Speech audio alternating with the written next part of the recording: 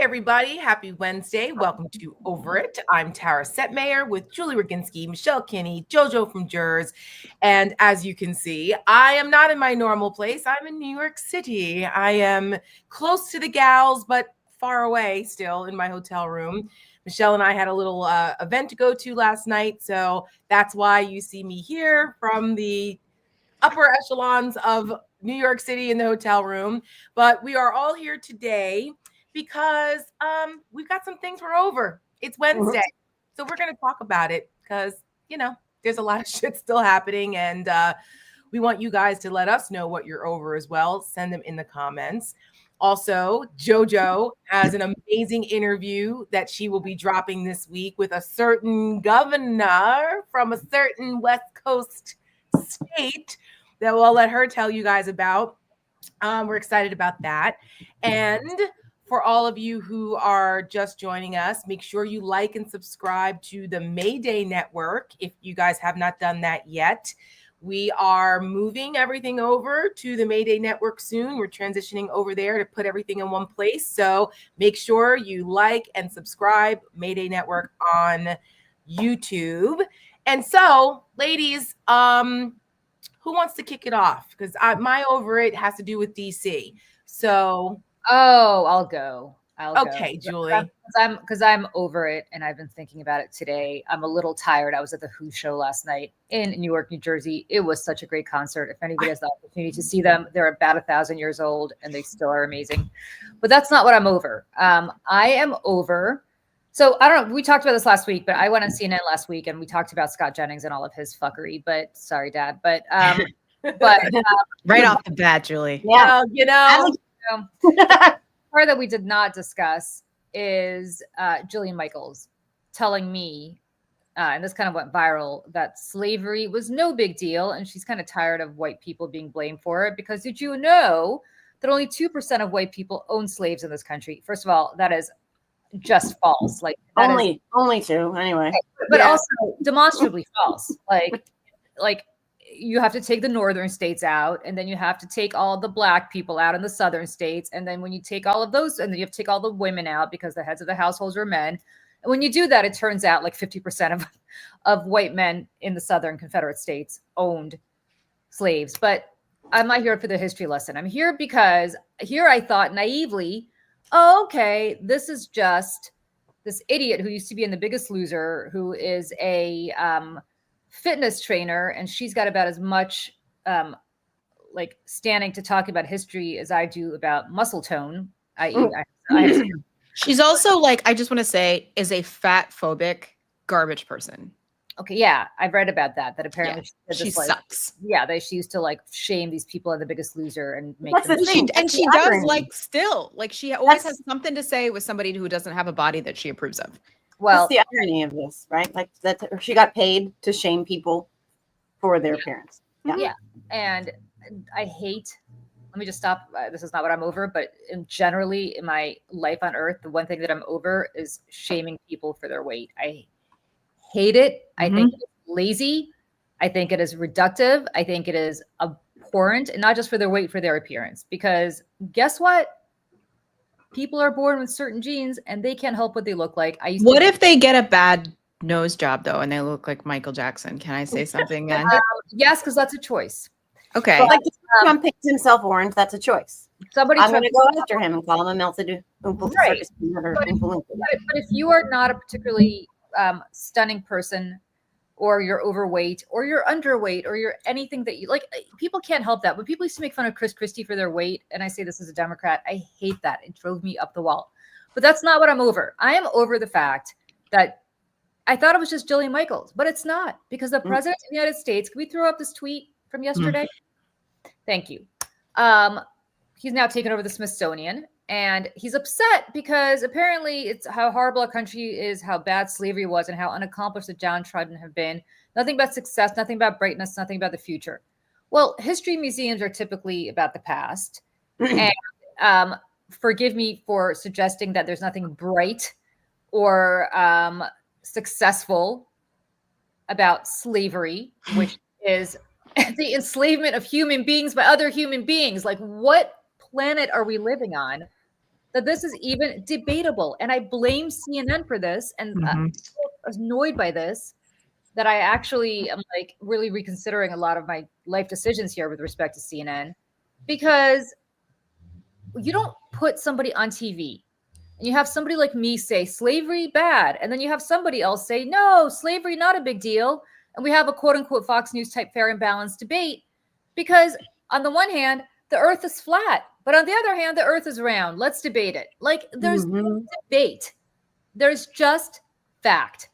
White people enslaved Black people in this country, and as a result of that sin, and that is the only time I use the word sin because I'm not religious and I'm certainly not Catholic, as a result of that sin, we have had institutional racism in this country that 150 years later still ensures that Black people economically cannot keep up with white people. Not all Black people, not all white people, but generally speaking, tremendous amounts of wealth for white people compared to almost none for Black people, comparably. Okay, not everybody. And that is as a result of the fact that people came here and were enslaved by one race towards another. Like, I don't understand why this has to be debated. I don't understand why this white Jewish immigrant has to be the one to explain this to people. Like, this is stupid. And I'm over it. And I don't even want to talk about it anymore. Like, I can't believe we're having these discussions. I can't believe that the president of the United States is upset that the Smithsonian, one of which the museums under the Smithsonian is the African American History Museum. Why we can't talk about slavery there anymore? Like, what are we going to start? We can't talk about Jim Crow. It's not right. Oprah? Right. This is I come back to this Orwell quote all the time because this is where we are. Every record has been destroyed or falsified, every book rewritten, every picture repainted, history stopped. Nothing exists except an endless present in which the party is always right. This is the moment we are living inside of. And it's not by accident. Donald Trump has a very long, well-established record of being an unabashed bigot. I mean, you can go all the way back to the Central Park Five, and further back now, right? Like renting out. Yeah, exactly. He was sued by the Justice Department of $100 million for not renting to people of color. Right, and you couple that with Project 2025, for whom this American greatness is just very, very like badly coded and not well disguised language for white male empowerment, right? You take all that, couple it together, and this is what you get. You get Donald Trump, who has, a little teeny peen Woody for whitewashing history, and Project 2025, and now they are rewriting history. And it's that coupled with what they're doing with PragerU and all of the revising and rewriting of history. And it's, Michelle, I think about you all the time because you say that you've been hoarding history books, and I think about that. I'd have no room for them. But they file. Yeah. This is where we are in 2025. I mean, they scrubbed Harriet Tubman's. This is my Substack today. It's going out after this. They scrubbed her picture from, I think, the National Parks website, but put all that stuff back after public pressure and public outrage. So that kind of tells me that there is still room for us to stand up and speak out. But they are trying to literally and figuratively erase and rewrite American history, in particular as it pertains to the sins that you just said, Julia, the sins of our past that we have to atone for, be accountable for, reckon with, deal with, learn from. My son had to read Fahrenheit 451 in school last year. If anybody's ever read that book, you'll know what I'm talking about. If you haven't read that book, now would be a good time. It's a Ray Bradbury book. It's kind of a dystopian fiction, science fiction-y type book, but it's effectively about what's happening now, where the firefighters in this country, which is supposed to be the United States, come in and burn books. They burn books. Where have we seen that before? Because you can't have books that don't comport with the reality that they want you to have. And it's coming because they're not burning books yet. Florida. Well, they're not burning them yet. They're banning them. But now they're banning museums. They're banning exhibits at the National Museums of the United States that talk about a really massive arc of American history, which is that slavery was a thing. It's like It's the original sin, okay? Yes. It's the original sin of this country. And the problem here is that it infringes on the white supremacist male patriarchy narrative that Donald Trump and MAGA have used to usher themselves into power, and they want to keep it. Yep. This is part of that entire scheme.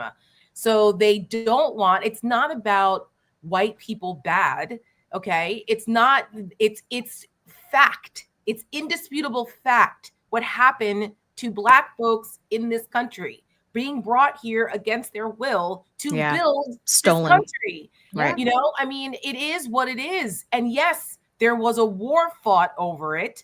And they tried to change the history with that. We talked about the lost cause and the Confederate statues and trying to romanticize the Confederacy because they couldn't get over the fact that they fucking lost the war that was fought over the enslavement of Black people. And I have friends in the South, as I'm sure all of us do. One of my good friends from college, his grandparents founded a private school in Georgia.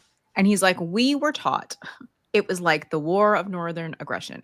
Right. And like this, he's not like, I'm 43 years old. Like this was not that long ago. He's like, it was like the war between the states. And he's like, it was, and the North was the bad people. They were the bad ones. And she's like, that's just what we learned.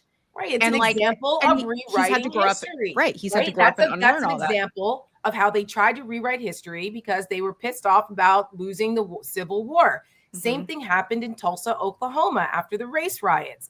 Literally, Oklahoma tried to whitewash and sanitize the news stories about what happened with the Tulsa race riots and the destruction of Black Wall Street. It took decades. They tried to get it out of schools, so it wasn't taught in the school system. Decades of the descendants of Tulsa, of the 1920, well, Black Wall Street massacre, that fighting for this. It's still going on. Reparations for that 100 fucking years later. So this has been tried in history already in this country, and Donald Trump is now scaling it up to the Smithsonian's. And last night on CNN, Abby Phillip did an opening monologue to fact check this thing, which I was like, well, at least they did that. But I'm like, it was like, but they still did it in a way that made it seem like Jillian Michaels had some kind of valid point here, and then she just needed to like correct the record. She'll be back. By the way, Tara, she will be back. She's got 1.5 million Twitter followers. Yes, addicted to that sweet crack. Yeah. She'll be back before.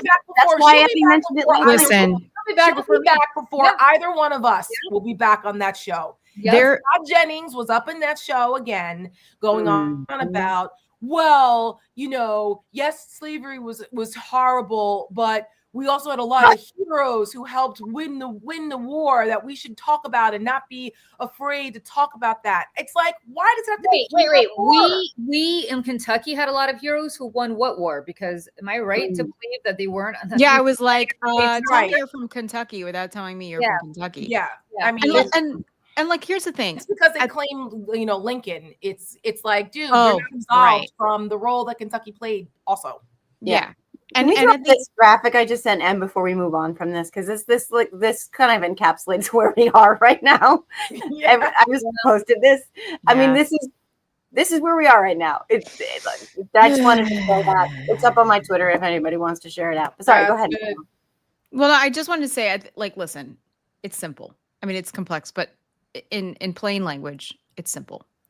There is an American white patriarchal white nationalist takeover of this country. It is a white nationalist Taliban that has taken over this country, and reporting anything less than that is journalistic malpractice.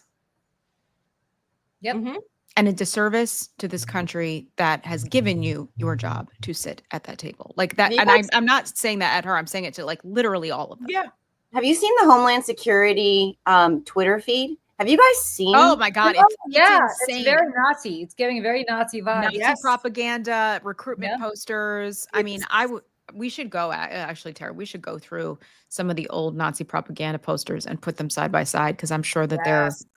there would be you know. Yep. Look at the Soviet ones from the 30s too, because very similar. Yeah. Yes, and Mussolini, and who was the godfather of propaganda after learning how to do it from Woodrow Wilson and us. And Hitler admired Mussolini because of the way that he treated the press and the way he used propaganda and the media to rise to power, and with fascism in And Italy. listen, Hitler was taking a lot from the United States too. Yes, and they just made Eugenics, it et 10 cetera. times worse. And so what again? Well, right. I mean, but just like the way that we had ostracized and oppressed Black people in the United States, he like looked at that for inspiration. And now we've come full circle because Donald Trump admires it's right. And I was trying to say, read Ruth Ben-Ghiat's book, Strongman. Yeah. It's a very, very easy read that puts this all together. And she wrote it a couple years ago, and it's, And I have something depressing to share with everybody, which I am even reluctant to say out loud. But in the history of fascism, I do not believe that once it has been elected democratically, as it has this time, it has ever left democratically. Right. Ever. Yeah. Mm-hmm. Yeah, that's an Orwell quote, right? Or is it from another book? No one, they don't seize power, but release it or relinquish it. Orwell wrote that 50, 60, 70 years ago. Mm-hmm. I'm talking about what's happened since. Yep. Mm-hmm. Never, ever, ever. It has been a violent overthrow, or in the case of Franco in Spain or the Portuguese fascists, they just died after 50 years of being right. And they're still finding mass graves in Spain today. Today. Decades later. Year of our Lord 2025, they're still finding mass graves. Which I think is probably a good transition to my over it. Speaking of fascism and terrorizing the population, DC is still under Donald Trump's control here with the police department and the National Guard.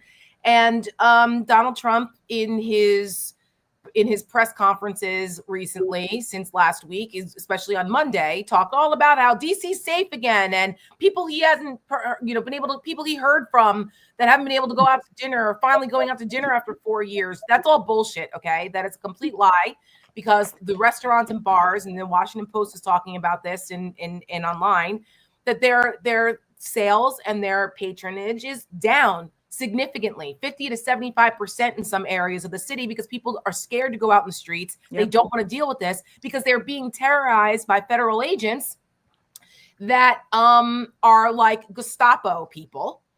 And now they're sending more Republican states are sending the National Guard in from their states to increase their presence and to arm them. Mm-hmm. This is literally terrorizing Washington, D.C. at Donald Trump's behest so that he can exert power. That's what this is about. So he can do it, the little microcosm here, and desensitize people to it so that they can put it nationally. This is outrageous. I talked about this on our Saturday conversation. I don't know if it was this week or last week, about the memo coming out that was leaked out of the Department of Defense, how Pete Hegseth's brother is spearheading this to prepare for the militarization of other blue cities across the country. This is, and I think it was you, Michelle, somebody months ago had a friend whose husband was in the National Guard and came home, like, who came home ashen because of what they were being told in his National Guard unit to prepare for. And he couldn't talk about correct. But he was like ashen horrified. Sick. It makes sense now. We didn't know back in January, February. We had an idea. But now, putting that all together, this makes sense. This has been the plan from day one. And now, Em, I think you have the video. Here's an example of what they're doing to people in Washington, D.C. Watch this. You all right, dude? Delivery guy on a moped. Hey, pull Chris off. Pull Chris off. This is in one of the more well-to-do neighborhoods in Washington, 14th Street. Oh, yeah. It's right by Le Diplomat, right? Yes. Look at those brave men in masks. Turner. So great. What agency are you guys with? are you guys? Oh, are you guys cops? Shut the f up. Who are you? Who are you? They continue not to identify themselves. What agency are you guys with? Not legal. Can you guys tell us who you are? Who are you? Look at the jackass on the ground. Listen to this. Oh, you guys are ruining this country. You know that, right? Liberals already ruined it. Oh. There it is. Oh. There Okay. it is. Okay. I This is saw some that backwards part. Hey guys. And I said, That's wearing a pride flag. No number, no ID, no name. Is that Sad. gonna wear a pride flag? I don't know if everybody caught it. Yep. Yeah. But at the end of that video, the guys who were videotaping it said, "You guys are ruining this country." And one of those fucking masked Gestapo bastards turned around and said, "Liberals have already ruined it." Mhm. That, under any other circumstance, would have been grounds for removal, dismissal, disciplinary action, at least, if not firing. You are not supposed to bring political viewpoints into law enforcement where you are clearly telling us you're targeting people how you feel about liberals. So you are exerting fear and favor. That is what we're facing right here. And those are the kinds of people who are now being recruited and empowered into the federal law enforcement ranks. And we should not put up with that. That should scare the shit out of everybody. know, because we don't actually know who they are. And the Right. reality is that could be just a bunch of thugs wearing flak jackets they bought on Amazon, Yeah. Yep. snapping random people off the street. You know how we don't know who it is? Because they won't identify themselves. They won't wear insignia. We don't know anything about them. We're just assuming that it's ICE. And that's the potentially best case scenario. That's And right. And This this is where I'm like, It's where are all right. these Alex Jones guys? Like, back in like the Bush era, right? And I've said this before. I had this boyfriend at the time. I didn't have the internet or cable, so I didn't know. Sorry. He used to listen to like InfoWars and all this stuff. And I remember it was like FEMA camps and like, masked guys on the streets, like, surveillance, like all this stuff. And it was like all this conspiracy theory, like fear-based stuff. I'm like, where are all of you now? Some Because guy, it happened. yeah, Mehdi Hassan posted some guy on that side who said that very thing, and he's Yeah, like, "Look, I think I saw it. hate Tim Dillon." He said they've already got the National Guard on the street. They Right. already have all your information in DC, and now they just get to decide what is and isn't over the line. That should scare everybody. This is everything Alex Jones always talked about. Yeah, it's Yes. crazy. Which is Yeah. crazy that we're like, Alex Jones was right. I never thought I would say that Where before. is but, Alex? you know. Where is Alex Jones on this, right? Because if this were Joe Biden, Oh God. Oh my I God. can only imagine He'd be that having a Fox News would be running a 20. They would blow out all the commercial breaks. This would be non-stop. That's what they did during Ferguson. That's what they did during the Black Lives Matter protests, where the overwhelming majority of them were peaceful. In some places, obviously, you did have some violence, but they were, isolated incidents. The George Floyd protests were peaceful protests overwhelmingly. And Donald Trump sent in what he did on Lafayette Square in Washington, D.C. by sending the law enforcement in to rough people up so he could go, do that stupid walk with the upside down Bible. That was a moment, another inflection point for me. Before I hadn't left the party yet. It was another inflection point for me. Everybody knows my law enforcement allegiance and family connection, where I said, I cried that day. And I said, oh my God, I never thought that I would see this in my lifetime. And now it is being mainstreamed. I just saw on CNN, it's on behind me, that now Donald Trump is they're instructing the Department of Homeland Security to paint the border fence black as a further, deterrent, so that it's so hot it burns the skin, melts the skin off people who try to climb it. This is in line with what Miles Taylor talked about during the first election. The first administration, where Trump wanted to put spikes so people could be impaled, and actually wanted to build a moat to put alligators. So he's getting his, to Joe's point, his little ween peen dreams about the moat. He's got alligator Alcatraz in Florida. He's got the Gestapo on the streets now, literally snatching people off the streets, off their bikes, walking down the street. They're breaking the windows of cars. They're throwing Black women on the ground for, for God forbid, for asking a question, what are you doing here in Washington? We're watching this happen in plain sight. And what the fuck are Democrats in Congress doing? This should be everywhere. I went to a town hall of my freshman congressman in Northern Virginia this week on Monday. And I took video and I was sending him to the group chat. I was so incredibly frustrated with his mealy mouth answers about things where he literally, like, the people in the audience, and I would say the median age was probably 60.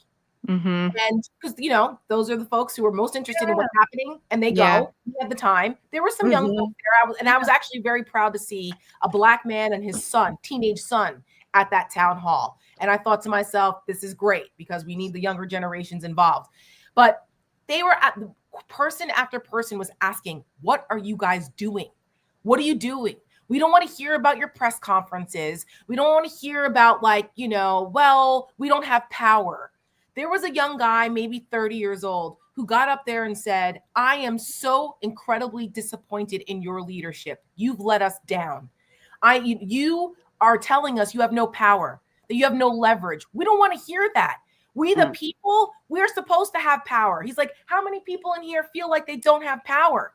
And they, like, I'd say 65% of the audience raised their hands. And then he's like, and he turned back to the congressman and said, that's because you guys, you say you don't have power. So what are we supposed to do? And you're the one that's elected. He's like, he's like, I never said that. It got testy. And he goes, you started this conversation off in the beginning with, we don't have leverage. We're in the minority. We would like, we want. That's right. Bullshit. A woman stood up and said, I don't want, these are, read back his words. You want, you'd like. She goes, no, you demand. This is why what Gavin Newsom is doing right now. And this isn't my over I it. hand it over to you, Joe. Yeah. This is why I was very, very, very, very, very, very, very excited, and I felt very honored and proud to have Gavin Newsom on the Siren podcast yesterday with a panel of Gen Z creators that are doing good work out there and fighting fire with fire. But I have been, back and forth with Gavin Newsom over the last year or so, because I think he's made some missteps and some mistakes in platforming people like Charlie Kirk and Steve Bannon, et cetera. Yep. But what he's doing right now is exactly what Tara just said, the opposite of, right? He is not saying, I don't have any power. We don't have any power. Our hands are tied. On to the contrary, he is saying we have to seize the power we have in this moment, because if we don't, we'll look back at 2025 and go, man, things were actually pretty good back then. And then what happened? Well, we lost democracy and we lost any chance to fight that existed. And that is what the Texas Democrats are doing right now. That's what Kathy Hochul on some level is doing. JB Pritzker is doing. Gavin Newsom is saying, we're going to fight fire with fire, and we, the people, are going to fight and stand up right now. I don't want to hear anybody in my party ever say, there's nothing I can do. I don't have any power. If you want to say that, get out of office. Get out of the way. Because there's 100,000 people behind you, I promise you, who have shit on the line right now, who are not going to give up and go quietly into the night. And that is why, I don't want Gavin Newsom to be perfect. I am not Veruca Salt. I don't care if my elected officials are my dream dates. I'm not going to marry them, have their kids, or wake up in bed with him, even though he is good looking, and I wouldn't kick him out of bed for eating crackers, but I digress. I want a fucking fighter right now. I'm not mad at it. Kimberly Guilfoyle disqualified. What? He used to sleep with Kimberly Guilfoyle. So yeah, you're right. We need a lot of sage, a lot of sage with tequila, but still. But for real, like Tara, I'm sad that freshman lawmaker said those things. I'm sad for the state of a lot of the Democratic Party right now. And I'm fired up as fuck by what Gavin Newsom is doing. And it started with the Texas Democrats. That's where it started. And it's spreading like wildfire. And it's infused our side with fight, with determination, with a destination, and with fire. And that's what we need more of. And I was really proud to have him on the podcast. He also said some pretty funny things and some sort of like teased out some salacious things about Donald Trump. But go check it out, the Siren Network.com. But yeah, no, he's when, Joe? When is What? it up? it's out now. Oh, great. Over the Siren. We just at like 9:30 this morning. It is out now. Yes, I'm sorry. It is out now. It's Olivia Giuliana, Harry Sisson, and Aaron Parnas, and myself, and Gavin. We got 35 minutes with him. But Tara, like you saying all of that, it's the antithesis of what we need right now. And I'm glad that the people in the audience stood up and said, no, you can't talk in those terms. You've already given up. Then you're Columbia, then you're Brown, then you're all those law firms, you're CBS, you're ABC. We need fighters. I don't care if they're perfect, imperfect. I don't care if they have perfect hair. Yep. I don't care if they're riding a velociraptor with a 12 pack. We need fighters right now. That's it. Yeah. That's what the audience said. That's what those women, and there is a woman, it was like 3 women that were always the women. Real, of course. Really passionate about that and basically saying the same thing. There was a woman that said she came from South America in 1966. And that she's lived here and she's an American citizen and she escaped what was going on in South America and comes here and sees what's happening now and is like, she said to him, I don't understand how you're not more upset. Well, I was like, exactly. And I was just sitting there. I was sitting in the back because I want to be able to slip out when I wanted to without being, but I was sitting in the back and I also like to watch the audience and I was observing. And so many people were like, yes. And this congressman is, again, he's a freshman and he's a human embodiment of a dental exam. Yes. He's like a Democrat and kind of like really careful. And where I live in Northern Virginia, these are the types of, you've got educated voters here because we're so close to Washington, D.C., that people are pretty informed. Right. And yet even they were like, dude, like show some spine. And he kept saying, I'm open. I work for you and I'm open to what I can do to be more whatever, right? Because people are like, where's the anger? Where's the and he's like, I'm open to your suggestions on how I can be angrier. And I thought to myself, it's not up to us to tell you what to do. That's your job. You don't need to fucking focus group how to be angry and upset about what's going on. I was literally a leader. I wanted to grab the microphone from him so bad. I wanted to just go up on stage and say, let me help you out. Let me show you how it's done, Congressman. How many people here are upset that here's another one. There was a guy who older gentleman who just lost his sister like 2 weeks ago. He said that she survived on Social Security and Medicaid benefits. And if it hadn't been for those supplemental programs that Medicaid provides for older folks who are on disability, she would not have been able to live her life as long as she did. And he was like, and now that's being taken away from millions of Americans. And so, and people in the audience were like, we're so sorry, they were like, and that you could feel the emotion. And the congressman had no emotional reaction to that. How do you not say, this is why I'm here to fight for your sister, for everyone in here who has someone that relies on these benefits, that relies on that. That's why I'm here. He never said I will fight for you or like. I don't understand. Like, why run for office? Running for office is so hard. It's so expensive. It's so taxing. And I was like, first of all, I'm like, how do these people get elected, especially in places like Northern Virginia, where there's like more competition? You know what I mean? Like I think about like running for Congress in Manhattan, right? It's like crazy. Right. And I'm like, how are these people running? How are they winning? I don't. So, it mirrors right now. If somebody primaried him, if a more dynamic, like an AOC-ish person came in, I think that he or she would kick his ass. Primaried him, they'd win. Yeah, it mirrors the fecklessness on the right. It mirrors like I often ask myself the same question. We always say this, like, why are you in office if you're afraid to stand up for what you're supposed to be there to do? If you're abandoning your principles and your constituents' needs, what are you doing there? I don't understand this. I'll never understand. So here's what really worries me about this. There is a election happening in Virginia and there's an election happening in New Jersey this November. Which is, it's my over it too. But keep going. Yeah, I don't want to step in your over it. Yeah. But talk about New Jersey, which I don't think is your over it. New Jersey has a woman named Mikey Sherrill, who has an incredible resume, former fighter pilot, former assistant U.S. attorney, congresswoman, very well-spoken, very, kind of charismatic, running the safest campaign I have ever seen in my life. The kind of campaign that you'd be running in 1996, 1997, right? Same in Virginia. Yep. And the entire campaign consists of, I am not Donald Trump. Okay, maybe that's enough. I don't know. Not in New Jersey, it's not. But I have run many a campaign in New Jersey. This is the first statewide that I'm not involved in.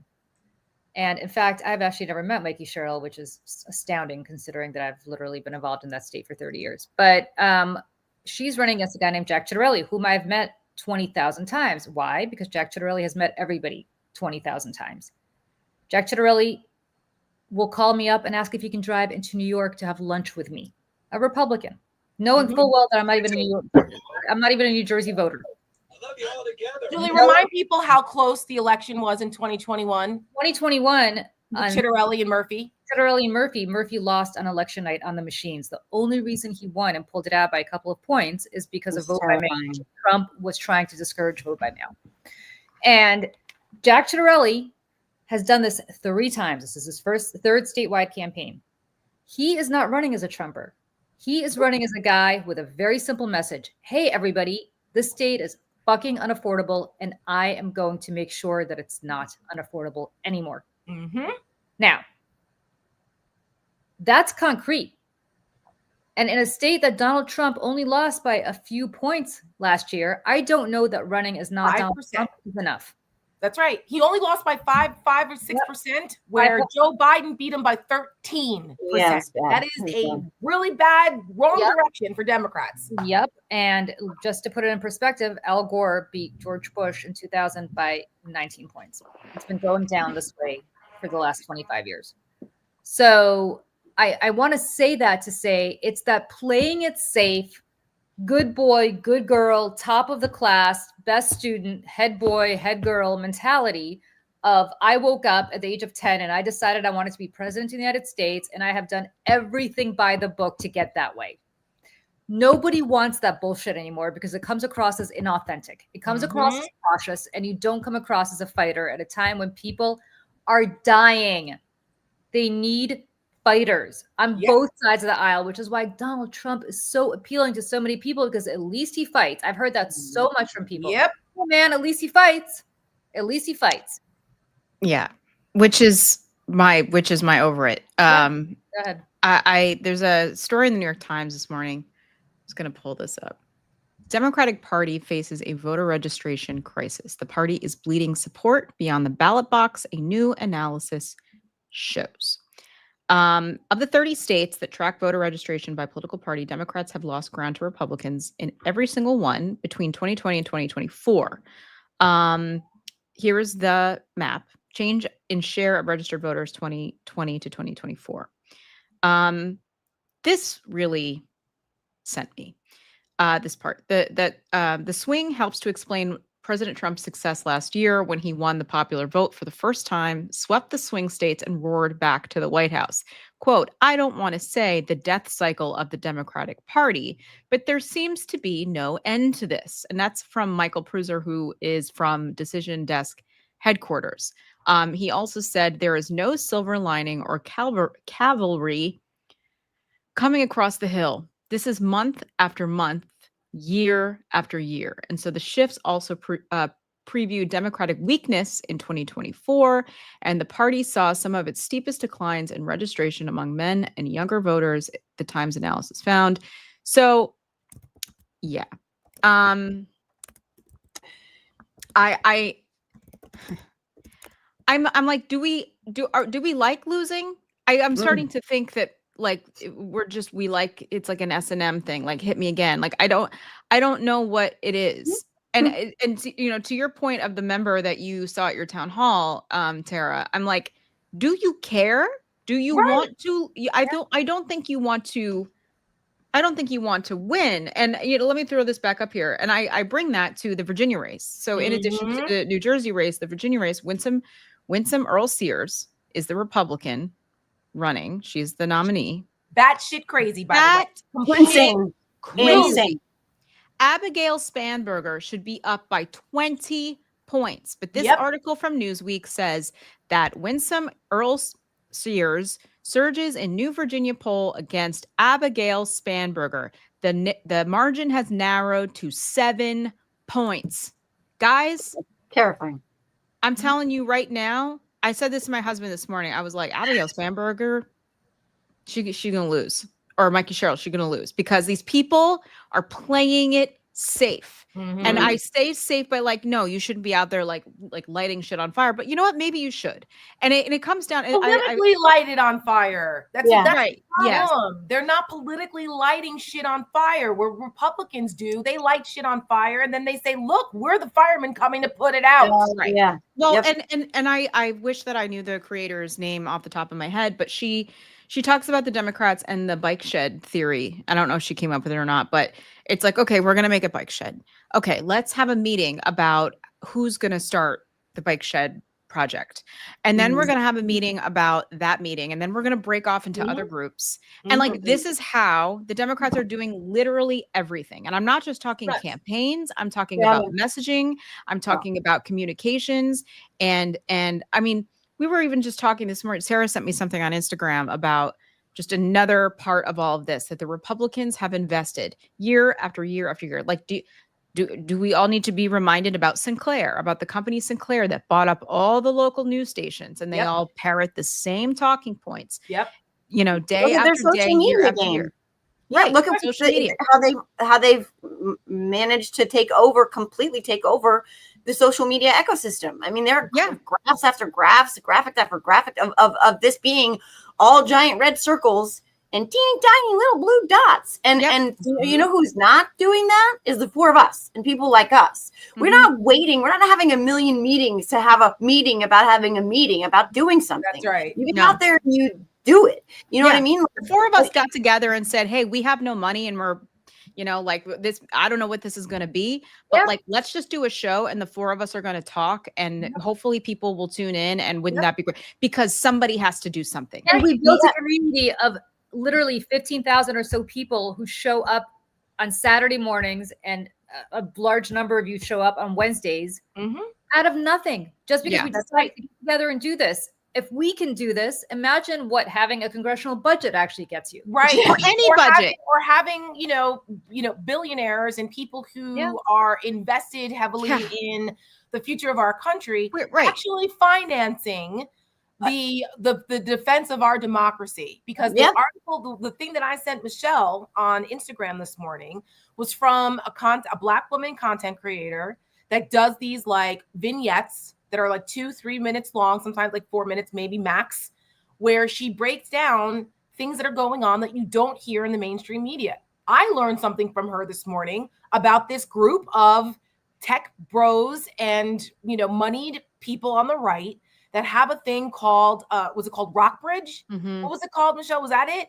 I think so. That's like this gathering that they do twice a year that you pay a membership into. So you basically pay a membership that ranges from like $100,000 to $1 million that you pay into. And it's this network of like-minded right-wingers that take that money and they invest it in super PACs, in like Turning Point USA type of conferences, like online influencers, into restaurants, other clubs. Like do you understand that there's a restaurant in DC called, what is it called? Butterworth's or something, where it's really just for the MAGA influencers, the MAGAs. Well, I mean, anybody can go there, but it's designed to be their little clubhouse. Well, and all their influencers and creators have budgets. They are never stressed out about how they're going to make ends meet in their own lives, because the Democratic influencer space, let me tell you, a lot of these people are traveling sometimes on their own dime to go to these things in other states. And then like maybe they're waiting for people in the DNC to give them money. And I'm sorry, I'm just going to call it out. Like waiting for people to like help fund them. But then there's another person who like doles out the money. Like it is such horseshit.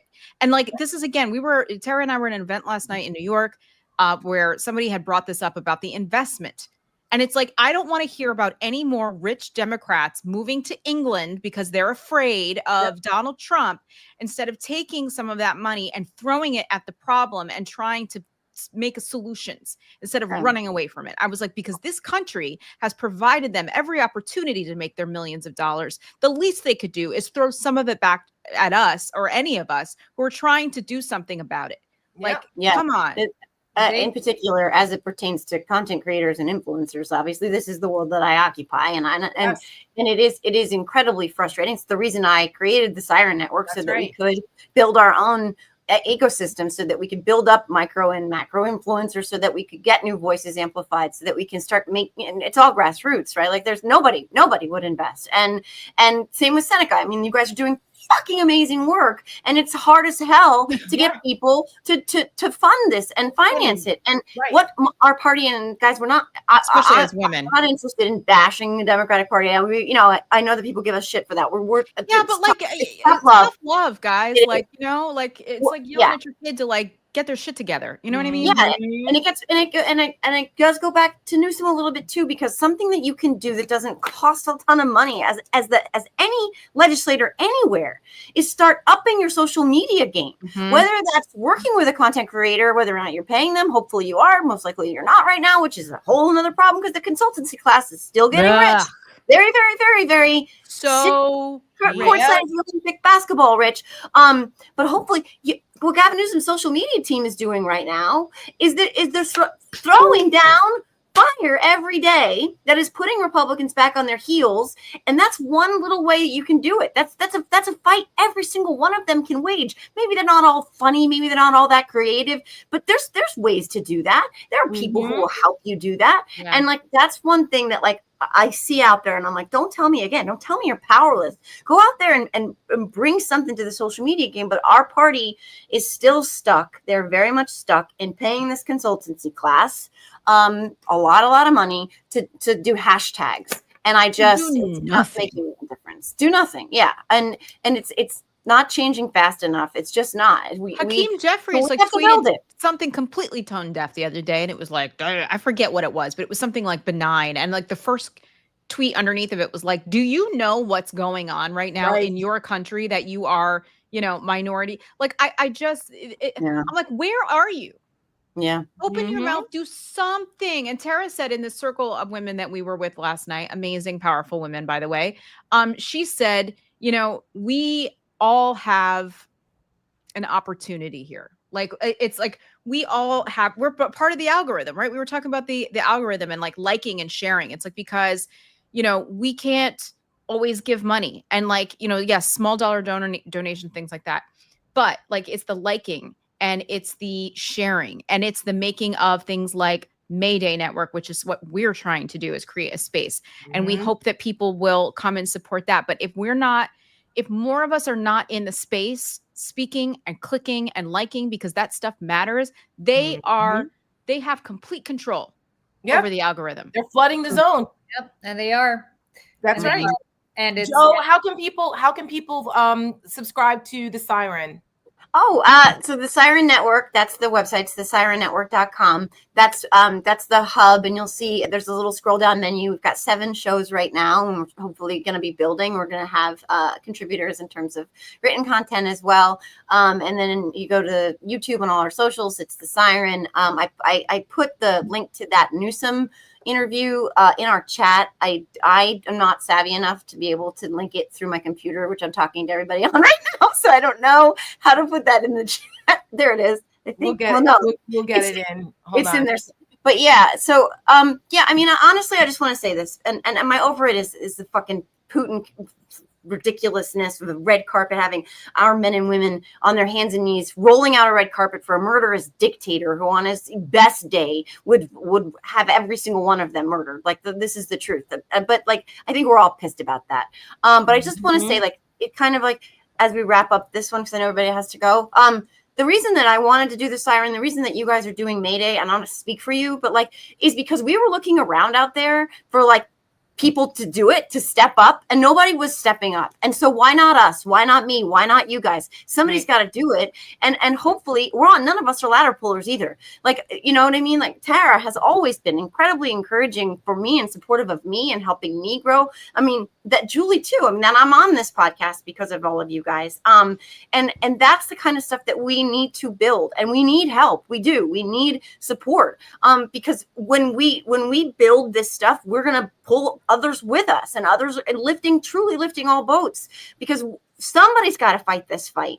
And somebody's got to meet this moment. And right now in this moment, it looks like this. And thank God that you guys are doing this. Thank God that you guys exist in this space and encourage and support other people like me, like everybody here in this chat. Like, thank God for all the people who help with this podcast and other things that we work on. But we have to build it, and we need help because there's nobody coming to save us. No, There's nobody coming to save us. Right. I think that's the most important thing that you said, Joe, is that our leaders stop looking to them. Tara, stop going to those town hall meetings, because that guy's not going to do jack shit. Like, there's just not. Oh no, I'll keep going to them so I can report back. But don't count on them to actually do anything. It's up to us. Oh, just by the way, a couple people asked what congressman it was. It's Congressman Suhas Subramanian. He's got a tough last name to pronounce, but it's Suhas Subramanian. I think that's how you pronounce it. It's Virginia 10.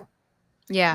And so everybody in this chat, it's up to you guys individually. And Joe's absolutely right. We just got together. We decided to do this. Get together and do your own thing. Mm-hmm. Honestly, And don't ask for permission. Just do it. You guys at Seneca launched Seneca. You just sat down and decided to do it. Nobody didn't ask for permission. Gretchen Carlson certainly did not. And there's people who tried to stop us from doing it. Yeah. Oh my God, he's only 38, by the way, that congressman. What? I thought he was like in his mid-40s at least. Yeah. He's only 38. Anyway. But that's my point. Gretchen Carlson and I decided to do our nonprofit and pass 2 federal laws and a bunch more in the states. Trust me, nobody was giving us permission. Quite the opposite. People tried to stop us too, and we did it.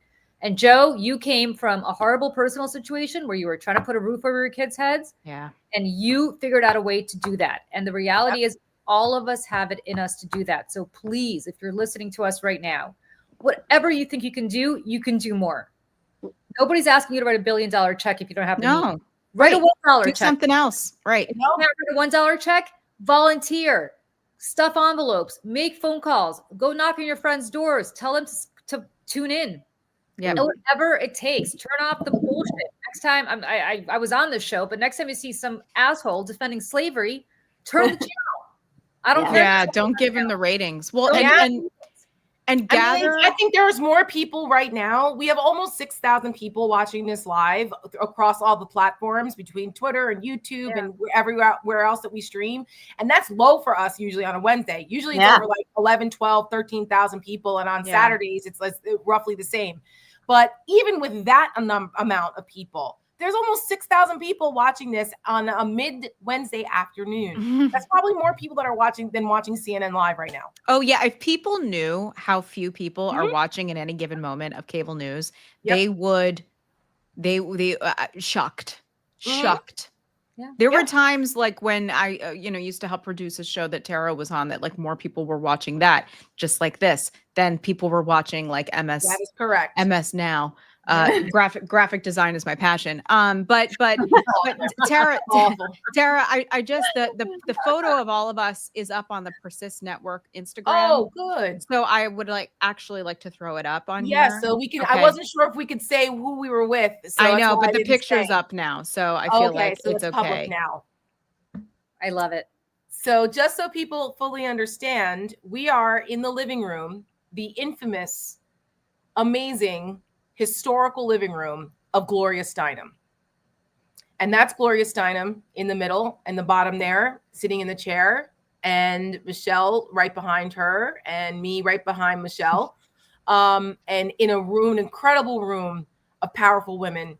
E. Jean Carroll was there. Over on the right. Our friend Rhonda Fox, thank you for inviting us from Persist there. I got my paper clip. Yes. E. Jean Carroll had a great idea of how, the MAGAs have their hat as their symbol. That's like their club. You don't have to say anything. You just know you're in the club with the hat.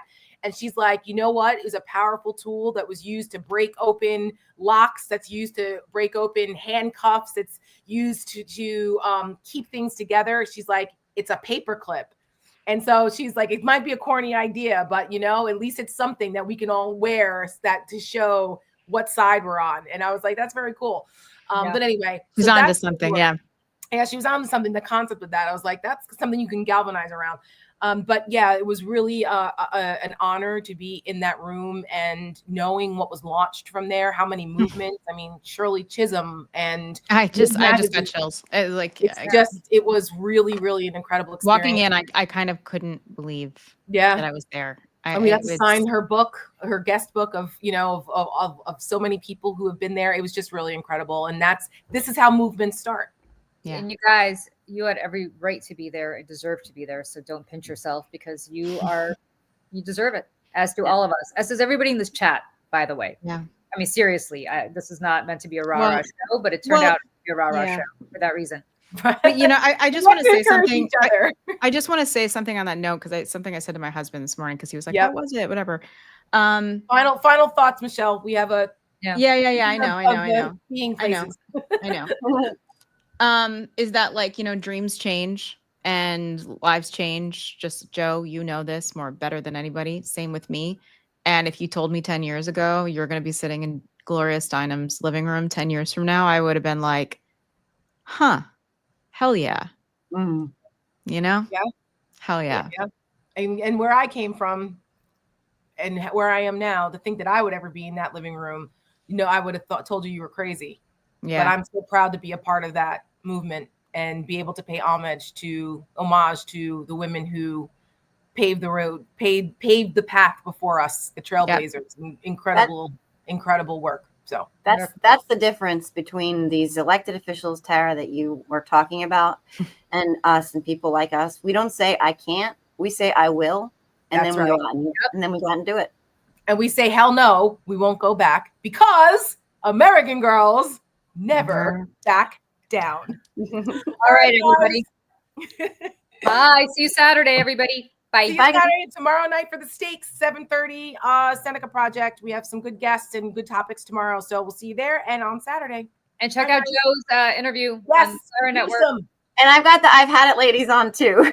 Oh, amazing. A little bit of a week here. Killing it, Joe. We love you. So proud of you, Joe. Awesome. All right. Bye, everybody.